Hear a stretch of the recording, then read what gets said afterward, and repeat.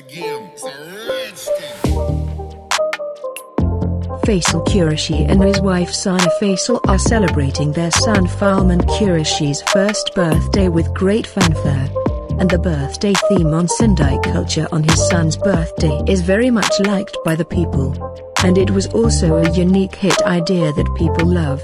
If we talk about the age of Faisal Qureshi at that time, then he will be more than 50 years old in the year 2021.